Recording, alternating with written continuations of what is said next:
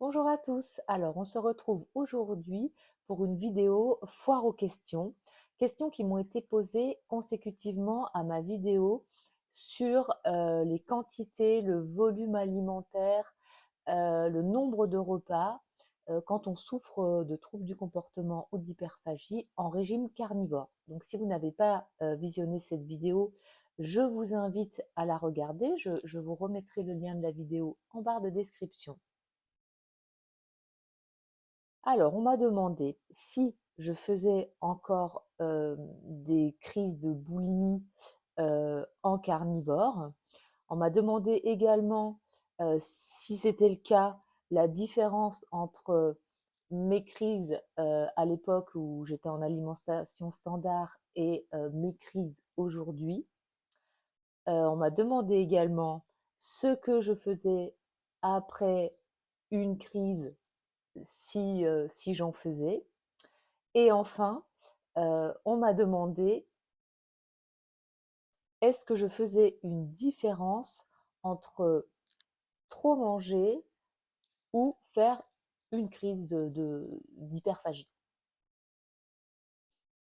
Alors, pour répondre à la première question, si on reprend ma chronologie dans le régime carnivore, quand je suis arrivée sur cette diète, je ne me suis posé aucune question puisque c'était pour régler d'autres problématiques. Donc, j'ai mangé euh, sans me poser de questions la quantité que je voulais de viande, de gras. Enfin, je n'avais pas trop les notions des macros précisément, mais voilà.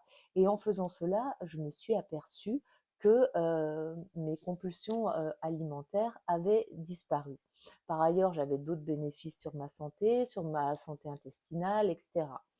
Et à partir de là, j'ai visualisé beaucoup de contenu sur le régime carnivore et j'ai assisté à de nombreuses success stories où les femmes perdaient leur poids superflu, recouvraient une santé optimale, etc.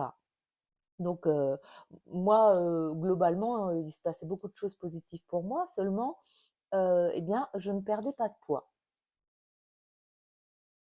Donc, après plusieurs mois, on va dire, d'un carnivore plutôt instinctif, sans me poser de questions, en fait, ben, j'ai décidé de mener des actions pour essayer de me libérer de mes kilos en trop ou de ce que j'estimais être mes kilos en trop. Donc, qu'est-ce que j'ai fait? J'ai testé plusieurs pratiques populaires en régime carnivore, donc le jeûne intermittent, diminuer mes protéines, augmenter mon gras, augmenter mes protéines, diminuer mon gras, supprimer les produits laitiers.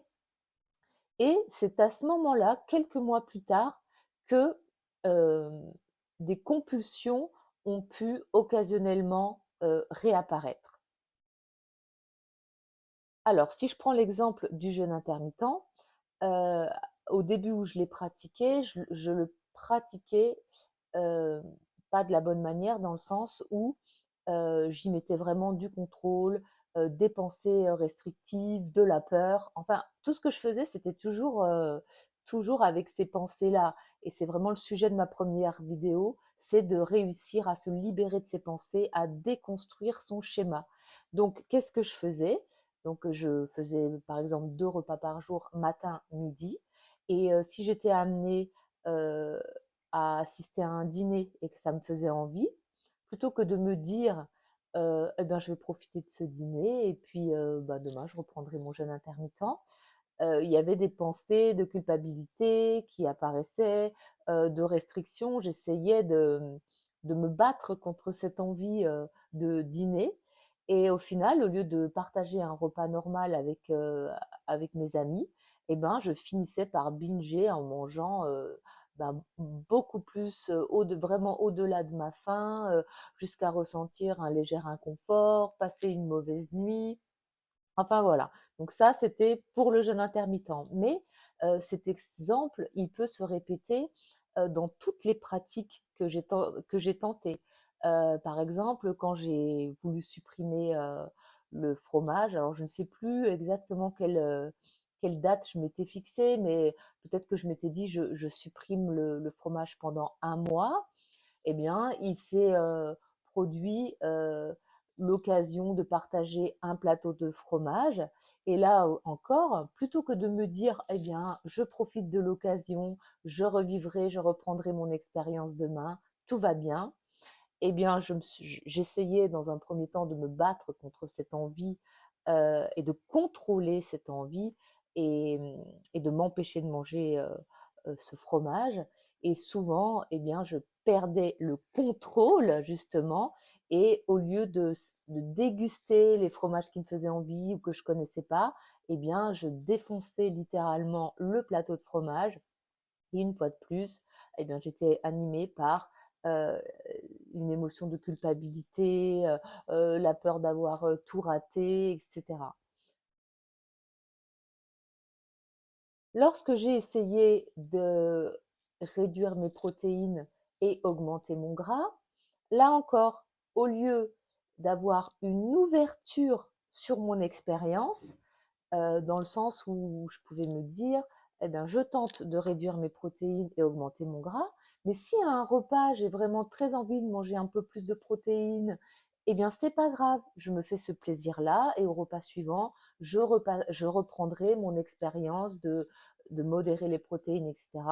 Eh bien, exactement, je veux pas vous répéter le schéma, mais le jour où se présentait au restaurant une énorme entrecôte ou eh bien j'étais dans la culpabilité comme si j'avais échoué et au lieu par exemple de me contenter de mon entrecôte qui était déjà bien plus élevé en protéines et suffisamment satisfaisante si j'avais été dans un esprit d'ouverture et de positivité, et bien là j'allais rajouter le plateau de fromage, et donc, j'allais encore une fois aller jusqu'à l'inconfort, comme pour me punir d'avoir échoué dans ce que j'avais prévu, dans, dans ce contrôle que je perdais.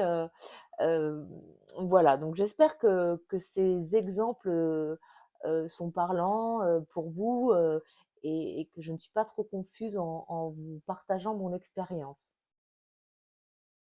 Donc ça, ce sont des exemples de compulsions qui ont pu, m'arriver, de manière assez ponctuelle, c'est vrai, en régime carnivore. Donc, on peut faire la différence entre, donc la personne m'a demandé, heu, comment j'identifiais, les compulsions et le fait, de trop manger. Alors là, c'est un petit peu différent. Il m'est arrivé quand même plus souvent, de trop manger, c'est-à-dire, d'aller au-delà de ma faim, jusqu'à l'inconfort, mais sans, sentiment, d'avoir, tout raté, d'avoir échoué, d'être animée de culpabilité. Parce que, la différence qui existe entre, ma façon d'aborder la nourriture aujourd'hui en carnivore et la façon dont je l'abordais en alimentation standard, c'est qu'aujourd'hui, je suis convaincue que tous les aliments que j'ingère sont de bons aliments pour ma santé. Et quand il m'arrive de trop manger et d'aller jusqu'à l'inconfort, une légère baisse de productivité après le repas, eh bien, je me dis, bah, c'est pas grave, de toute façon, tu as donné à ton corps de bons aliments, et puis voilà, on va attendre que ça passe, et je l'étudie pas précisément, mais sans doute que les repas suivants, je mangerai peut-être un petit peu moins. En tout cas, je me juge pas sur ça, et donc, pour en arriver là, au fil du temps, donc les compulsions sont revenues, on va dire, quelques mois après mon début de carnivore, et là, je vais être à 3 ans le 30 mars, et depuis vraiment plusieurs mois, heu, ça ne se produit pas, ou en tout cas, ça ne me marque pas mon esprit, dans le sens où je me dis, même si je tente une nouvelle expérience, eh bien aujourd'hui j'ai cette ouverture. Ben, je pratique toujours le jeûne intermittent, 2 repas, matin, midi, mais j'ai l'ouverture de me dire que si le soir j'ai faim ou même si seulement j'ai envie de manger, ben c'est OK, j'ai l'ouverture pour ça. Donc oui, je pratique un jeûne intermittent, de repas, mais parfois aussi je fais 3 repas. De la même manière qu'aujourd'hui, le fromage ne fait plus partie de mon quotidien, mais si j'en ai envie, bah, c'est OK. Et puis si j'en ai envie plusieurs jours de suite, c'est aussi OK.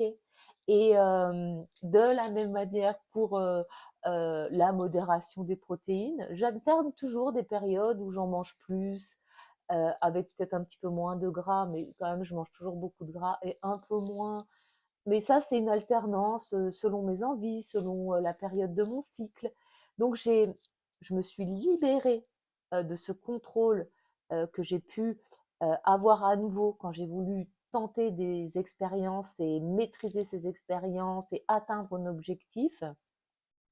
Aujourd'hui, ce n'est plus le cas. J'ai une ouverture d'esprit quand je tente une expérience, ben, je fais de mon mieux, mais ben, peut-être que ça ne se passera pas exactement comme je l'avais prévu. Maintenant, qu'est-ce que je fais, heu, après une crise d'hyperphagie, si ça m'est arrivé? Qu'est-ce que j'ai pu faire? Alors, même à l'époque où j'étais en régime standard, quelque chose qui m'aidait beaucoup, c'était vraiment d'aller me prendre une douche. Alors moi, j'adore l'eau, j'adore la piscine, donc quand je prends une douche, ça me fait vraiment un bien fou.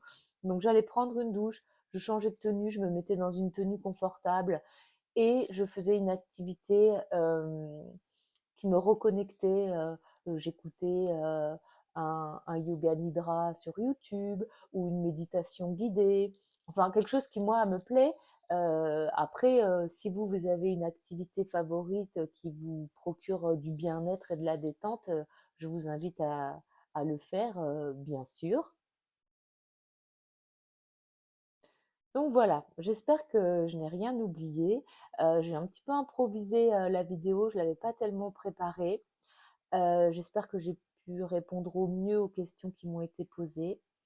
Si vous avez, de votre côté, d'autres questions, qui vous taraudent, n'hésitez pas à me les poser en commentaire, j'y répondrai avec grand plaisir et je vous dis à très bientôt dans une prochaine vidéo.